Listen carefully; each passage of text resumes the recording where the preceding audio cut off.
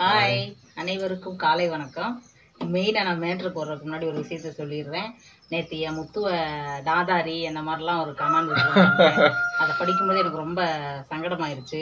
Please, நான் இனி சொல்ல போகிற இதுக்கு என் முத்துவை ஏதாவது திட்டி பேசியோ ஏதாவது கமெண்ட் தப்பாக போட்டுறீங்கன்னா அத்தோட இந்த ஸ்டோரியை ஸ்டாப் பண்ணிடுவேன். நான் இன்றைக்கே ஸ்டாப் பண்ணணும்னு தான் நினச்சிருந்தேன். ஆனால் இவங்க தான் சொல்லிட்டாங்க, சரி பேசு, கமெண்ட் வரத்தான் செய்யணும். ஆனால் தயவு செய்து ப்ளீஸ் சொல்லு, உங்கள்கிட்ட கெஞ்சி கேட்டுக்கிறேன், என் முத்துவை திட்டி கமெண்ட் போடாதீங்க. அப்ப திட்ட ஆள் இல்ல.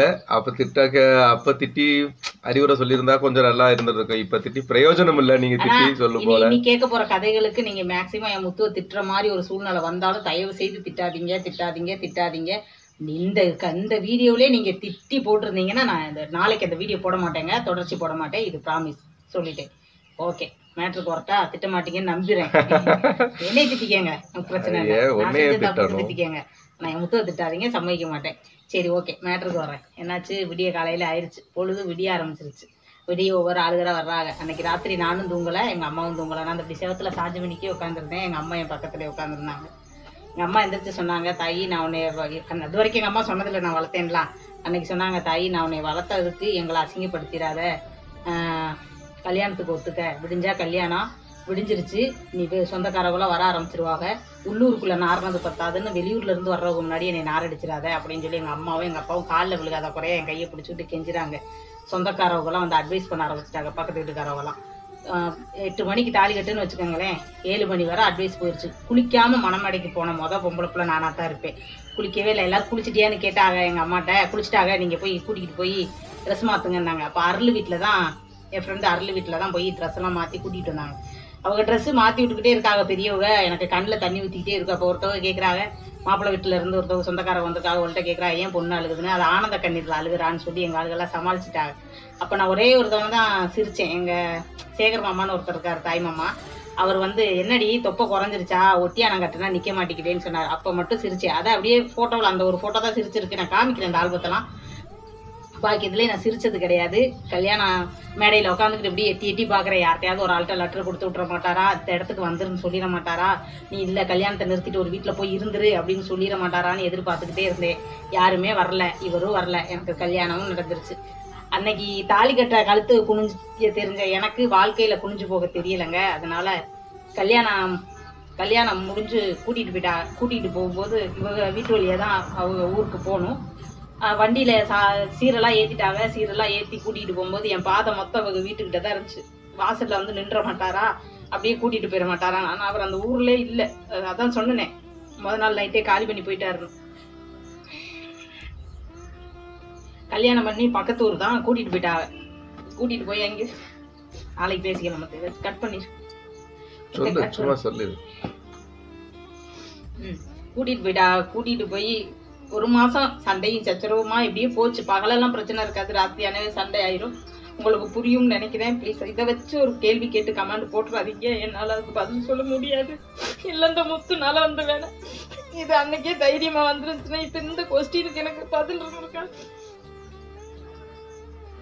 அப்படி 1 மாதம் போயிடுச்சு. இந்த ஊர்ல இருந்தா தான் நீ பலதையும் நினைச்சுக்கிட்டு இருப்பேன். அவங்க வீட்டாளுகளுக்கு தெரியும் போல. நான் சொல்லிட்டேன், 2வது நான் சொல்லிட்டேன், எனக்கு நான் ஒரு பையனை லவ் பண்ணேன், அது தெரிஞ்சுதான் உங்களுக்கு கட்டி வச்சிருக்காங்க, என்னால வாழ முடியாது, என்னை மன்னிச்சிருங்க, எனக்கு டைவர்ஸ் கொடுத்துருங்கன்னு கெஞ்ச ஆரம்பிச்சுட்டேன். நாங்க இவ்வளவு காசு செலவு பண்ணி உனக்கு டைவர்ஸ் கொடுக்கறதுக்காக கல்யாணம் பண்ணோம்னா அங்கேயும் பிரச்சனை. சரி, இந்த ஊர்ல இருந்தா தான் நீ இந்த மாதிரி தொந்தரவு பண்ற, கேரளாவுக்கு போயிடுவோம். அவங்க அங்கே கேரளாவில தான் வேலை பார்த்தா. இந்த ஊருக்கு அவங்க அம்மா எல்லாரும் கூட்டிகிட்டு வந்தாலும் என்னால் வாழவே முடியலை. நான் எங்கே போனாலும் அது இந்த அட்ரஸ் இப்படின்னு சொல்லி எங்கள் செட்டுக்கு லெட்டர் போட்டுருவேன். எங்கள் செட்டில் வேலை பார்க்குற ஒரு அக்காவுக்கு லெட்டர் போட்டுருவேன். அந்த அட்ரஸ் வச்சு ஒரு தவணையாவது நம்மகிட்ட பேசிட மாட்டாரா, நம்மளை தேடி வந்துட மாட்டாராங்கிறதுக்காகவே நான் லெட்டர் போட்டுருவேன். அப்படியும் கேரளா வந்துட்டும் கேரளா அட்ரஸுக்கு தெரியப்படுத்துறதுக்காக லெட்டர்லாம் போட்டேன். இங்கே வந்து ஒரு மாதம் கூட இருக்கலைங்க. எங்கள் அம்மாவை பார்க்கணும், எப்போ பார்த்தாலும் அழுக ஆரம்பிச்சுட்டேன். அப்போ உடனே எதுக்கு இப்படி அழுதுகிட்டே இருக்கேன், எங்களை டார்ச்சர் பண்ணிக்கிட்டு இருக்கேன்னு சொல்லி, சரி நீ உங்கள் அம்மா வீட்டிலே கொஞ்சம் நாளைக்கு மனசு மாறினதுக்கப்புறம் இங்கே வந்துருன்னு சொல்லி அவங்க அம்மா கூட்டிக்கிட்டு இங்கே வந்தாங்க. வந்து அங்கே நத்தெல்லாம் தாண்டி கொஞ்சம் தூரம் வரும்போது ராசாவை பாத்திர மாட்டோமா, அப்போ அதுக்கடையில் 1.5 மாதத்துக்கு மேலே ஆயிடுச்சு. ராசாவை பாத்திர மாட்டோமான்னு சொல்லும்போது அந்த என்னோட வேண்டுதெல்லாம் என்னன்னு தெரியல, இவர் அந்த ரோட்டு வழியா நடந்து போனாரு. அந்த ரோட்ல நடந்து போகும்போது பஸ் ஸ்டாண்ட் கொஞ்ச தூரம் தாங்க இருக்கு, அதாவது என்ஃபீல்டுக்கு பக்கத்துல இருக்கு. அந்த என்ஃபீல்டுக்கு எதுக்கு வந்தாருன்னு தெரியாது. என்ஃபீல்ட்ல கரண்ட் பில் அடைக்கிறதுக்காக நான் என்ஃபீல்ட்ல கரண்ட் பில் அடைச்சிட்டு அங்க இருந்து வந்துகிட்டு இருக்கேன். இவங்க பஸ்ஸில் அங்கேருந்து சிங்கமனேரி பஸ் ஸ்டாண்டுக்கு போய்கிட்டு இருக்கு பஸ்ஸில். அப்போது நான் வந்து வாழ்க்கையிலே நான் என்ன நினச்சி ரொம்ப அசிங்கப்பட்ட ஒரு நிமிஷம்னா அந்த நிமிஷம்தான். அப்போ நான் போய்கிட்டு இருக்கிறேன். ஒரு பஸ்ஸில் இருந்து ஒரு ஆம்பளை கூட அவ்வளோ தூரம் எட்டி பார்க்க பயப்படுற ஒரு சிச்சுவேஷன்ல இந்த ஜன்னல் வழியா என்னை எங்கிருந்து எப்படி பார்த்தாங்கன்னே தெரியல. அந்த பஸ் ஜன்னல் வழியா பாதி உடம்பு இடுப்பு வரைக்கும் வெளியில வந்து என்னை எட்டி பார்த்தாங்க. எந்த ஒரு பொண்ணுக்கு இப்படி தைரியம் வரும்னு எனக்கு தெரியல. அந்த ஒரு நிமிஷம் என் உடம்பே ஆடி போச்சு. அந்த நேரத்துல ஒரு என்ன நினைச்சு நானே அசிங்கப்பட்டுக்கிட்டேன். மிஸ் பண்ணிட்டோம் அப்படின்ற ஒரு குற்ற உணர்வுன்னு வச்சுக்கோங்களேன். நீங்க என்ன வேணா சொல்லி திட்டலாம், கழிவு ஊத்தலாம், எனக்கு அதை பத்தி கவலை இல்ல. திட்டிடாதீங்க, கமெண்ட்ல திட்டிடாதீங்க, திட்டக்கூடாது. என்கிட்ட ஏதாவது கேள்வி தயவு செய்து வேற அந்த கொஸ்டின் மாதிரி எதுவும் கேட்டுறாதீங்க. என்னால தாங்க முடியாது, பதில் சொல்ல மாட்டேன். ப்ளீஸ் உங்கள்கிட்ட எங்க குடும்பமா நினைச்சுதான் சொல்றோம். எந்த ஒரு ஃபேமிலியும் இந்த இதை சொல்ல மாட்டாங்க. ஆனா நாங்க சொல்றோம்னா அவங்களை அந்த அளவுக்கு மதிச்சு சொல்றோம். நீங்க எங்களை அசிங்கப்படுத்திடாதீங்க. கேள்வி கேட்டு நிறைய பேர் கேட்ட மாதிரி நீங்களும் கேட்டுறாதீங்க. என்னால பதில் சொல்ல முடியாது. ஆனா இந்த செகண்ட் வரை என் முத்து அதை பத்தி கேள்வி கேட்டதே கிடையாது. நீங்களும் அப்படி பார்த்தாங்க. அந்த ஒரு சிச்சுவேஷன்ல அவங்க ஊருக்கு வந்துட்டாங்கன்னு அப்பதான் எனக்கு தெரியும். சரி, இப்போ ஊருக்கு அதான் சொல்றேன்ல, 1.5 மாசம் ஆச்சு. இந்த லெட்டர் கொடுத்துட்டு கல்யாணத்துக்கு முன்னாடி போனவர் தானே. அதுக்கப்புறம் ஊர்ல இருக்காரா என்னன்னு தெரியாது. அதுக்கப்புறம் ஆனா நான் ஊருக்கு வர்றேங்கிற சந்தோஷத்துல முத்துவை பாத்திர மாட்டோமான்னு யோசிச்சுக்கிட்டு வரையிலே எப்படி தவ இருக்கிறவங்களுக்கு தரிசனம் கிடைச்ச மாதிரி இவர் அந்த ரோட்ல நடந்ததை நான் பார்த்துட்டேன். பார்த்த உடனே இங்க என் பக்கத்துல யார் இருக்கா என்னன்னுலாம் நான் யோசிக்கல. டக்குன்னு நான் தலையை விட்டு பார்த்துட்டு முத்துன்னு கூப்பிடலான்னு தான் கத்தலாம்னு நினைச்சேன். ஆனா மனசளவுல என்னால கூப்பிட முடியல. இங்கே தடை இருக்கனால கூப்பிட முடியல. இப்போ கொண்டாந்து எங்க அம்மா வீட்டுல விட்டுட்டு ஒரு 2-3 மாசத்துக்கு நீ இங்கே இரு, உனக்கு எப்ப எங்களோட பிடிக்குதோ வரணும்னு தோணுதோ அப்ப நீ வந்தா போதுன்னு சொல்லிட்டு என்னை இங்க விட்டுட்டு மறுபடியும் கேரளாவுக்கு வந்துட்டாங்க.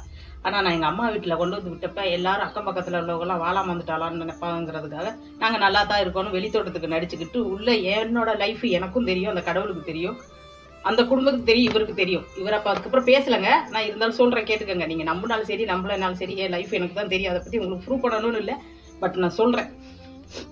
எங்க அம்மா ஒன்னும் சொல்லல. ஒத்த பிள்ளைங்கிறனால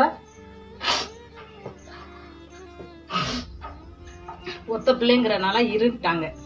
2-3 மாசம் இருந்தேன். அதுக்கிடையில ஒரு டைம் இவங்க அப்பா என்னை ரோட்ல பார்த்துட்டு, பரவாயில்ல சாந்தா, காதலிக்காதது யாரு இருந்தாலும் உங்க வீட்டுல கல்யாணம் பண்ணி கொடுத்தாலும் நீ நல்லா வாழ்ந்துக்கிட்டு தானே இருக்க, இப்படியே இருமா, ஓ நல்லதுக்காக தான் நான் அன்னைக்கு வந்து அப்படியெல்லாம் சண்டை போட்டேன், மன்னிச்சுக்கம்மா அப்படின்னு உங்க அப்பா வந்து என்கிட்ட மன்னிப்பு கேட்க வேண்டிய அவசியம் இல்லை. இருந்தாலும் அன்னைக்கு கேட்டுட்டு, சரி நீ வீட்டுல ஒத்தைக்கு சும்மா இருந்தீங்கன்னா செட்டுக்கு வேலைக்கு வாமா, பிரச்சனை இல்லைன்னு.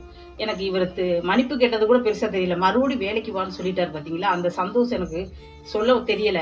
நான் இருந்தாலும் மறுபடியும் ராஜா பார்க்க போறோமே, செட்டில் வேலை பார்க்க போறோமேன்ட்டு வேலைக்கு போயிட்டேன். மறுநாளே அம்மா வீட்டுல எனக்கு போர் அடிக்குதுன்னு நான் வேலைக்கு போயிட்டேன். வேலைக்கு போனா இவர் அங்க இல்ல, ஊர்ல இல்ல. அந்த அன்னைக்கு இருந்திருப்பாரு போல. என்னைய பார்த்ததோ இவரு பார்த்த இதுலயே மறுபடியும் காலி பண்ணி போயிட்டாரு. ஊருக்கு எங்கேயோ இருந்தா தொந்தரவுன்ட்டு காலி பண்ணி போயிட்டாரு. அதுக்கு காரணம் இருக்கு. வேற ஒரு லைஃபுக்குள்ள போயிட்டாங்க. அப்ப அந்த லைஃபுக்குள்ள இருந்து அவ்வளவு தூரம் ஒரு பஸ்லயே அவ்வளவு தூரம் அப்படி எட்டி பாக்குறாரு ஊருக்கு வந்து. ஏன்னா வேற ஒரு லைஃப் ஒரு பயம் இருக்கு. பயம்னா என்ன பயம் அப்படின்னாக்க, வேற ஒரு ஃபீல்ட்ல போயிட்டு இன்னொரு குடும்பம்னு போயிருக்கும் போது அந்த குடும்பம் கூட பாதிக்கப்படக்கூடாது அப்படின்ற ஒரு காரணத்துக்காக நான் கோயம்புத்தூருக்கு வேலைக்கு போய்கிட்டு இருந்தேன்னா அவங்க பார்த்த அன்னைக்கு நான் கிளம்பி போயிட்டேன். கோயம்புத்தூருக்கு வேலைக்கு போயிட்டாரு போல. ஆனா நான் இவர் இங்க இருக்கிறாருங்கிற சந்தோஷத்துல வேலைக்கு போனேன். ஆனா அவர் அங்க இல்லைங்கிறது வேலைக்கு போன அன்னைக்கு தான் தெரியும். தெரிஞ்சப்ப செட்டாளுகள்லாம் கோயம்புத்தூர்ல தான் வேலை பார்க்குறாப்புல. அப்ப போனவர்கள் இன்னும் அங்கேதான் வேலை பார்த்துக்கிட்டு இருக்காப்புல. இடைக்கு எப்பயாவது லீவுக்கு வருவாரு. ஆனா எப்பயாவது ஒரு டைம் வருவார்ல செட்ல வேலை பார்க்குறவரை, அன்னைக்கு பார்த்துக்குவோம், பார்த்தா மட்டும் போதும் அப்படின்னு சொல்லி நான் செட்ல வேலை பார்க்க ஆரம்பிச்சேன். அங்க இவர் ஊர்ல இல்லைங்கிறத தெரிஞ்சுக்கிட்டு தான் அவங்க அப்பா என்னை வேலைக்கும் கூப்பிட்டு இருக்காருன்னு அன்னைக்கு தான் எனக்கு புரிஞ்சிச்சு. அப்படியே கொஞ்ச நாள் போச்சு. இவரும் கோயம்புத்தூர்ல இருந்து அவங்க வீட்டுக்கு ஒரு லெட்டர் போட்டிருந்தாரு. அந்த லெட்டர்ல தான் நான் நம்பர் அவங்க அட்ரஸை கண்டுபிடிச்சுக்கிட்டேன். எப்படியோ இவங்க தங்கச்சிக்கிட்ட வாங்கினா எப்படி வாங்கினேன்னு ஞாபகம் இல்லை. ஆனா முன்னாடி வேலை பார்த்த இண்டஸ்ட்ரி வேற, ஃபைன் இண்டஸ்ட்ரீஸ்னு வேலை பார்த்தேன். அதுக்கப்புறம் திருப்பி வேற கம்பெனிக்கு போயிருந்தேன்.